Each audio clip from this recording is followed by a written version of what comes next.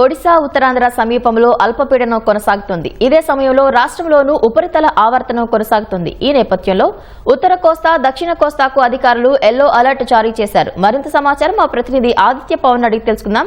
ఆదిత్య పవన్, ఉపరితల ఆవర్తనం రాష్ట్రంపై ఎలాంటి ప్రభావం చూపే అవకాశం ఉంది?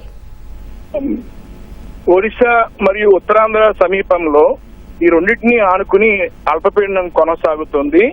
ఇదే సమయంలో ఇటు ఆంధ్రప్రదేశ్ మీద సముద్ర మట్టం నుంచి 7.5 కిలోమీటర్ల పరిధిలో ఒక ఉపరితల ఆవర్తనం కొనసాగుతుంది. ఈ రెండింటి ప్రభావం వల్ల రాగల 24 గంటల్లో కూడా ఇటు ఉత్తర కోస్తా, దక్షిణ కోస్తా రెండు ప్రాంతాల్లో కూడా చాలా చోట్ల భారీ వర్షాలు పడే అవకాశం ఉందని విశాఖపట్నం వాతావరణ కేంద్రం ఇప్పటికే సూచన జారీ చేసింది. మరోవైపు ఇప్పటికే భారత వాతావరణ శాఖ ఉత్తర కోస్తా, దక్షిణ కోస్తా రెండు ప్రాంతాల్లో కూడా ఎల్లో అలర్ట్ ని జారీ చేసింది. అలాగే తీరం వెంబడి గంటకు 40 నుంచి 50 కిలోమీటర్ల వేగంతో బలమైనటువంటి ఈదురుగాలులు ఇటు తీరం వెంబడి కొనసాగుతున్నాయి.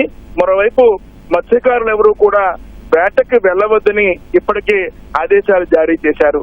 మరో 48 గంటల పాటు ఈ పరిస్థితి కొనసాగే అవకాశం ఉంది. అయితే ముఖ్యంగా ఇప్పటికే అల్లూరి జిల్లాలో ఎక్కువగా వర్షాలు పడుతున్నాయి. విశాఖలో కూడా ఎడతెరిపిగా ఉదయం నుంచి కూడా వర్షం కురుస్తోంది. ముఖ్యంగా ఉత్తర కోస్తాలో కొన్ని ప్రాంతాల్లో 1-2 చోట్ల భారీ వర్షాలు నమోదే అవకాశం ఉంది. అలాగే దక్షిణ కోస్తాలో కూడా ఈ వర్షాలు కొనసాగే పరిస్థితి ఉంది.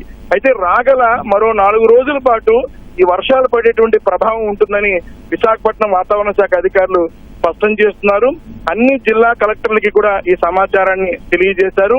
ఇప్పటికే రాష్ట్ర ప్రభుత్వ ఉన్నతాధికారులంతా కూడా జిల్లా కలెక్టర్లని అప్రమత్తం చేసింది. ఎందుకంటే 1-2 చోట్ల ఇప్పటికే అన్ని గడిచినటువంటి కొద్ది రోజుల్లో కురిసిన వర్షాల వల్ల వాగులు, ఇతర నదీ పరివాహక ప్రాంతాలంతా కూడా జలంతో నిండిపోయి ఉన్నాయి.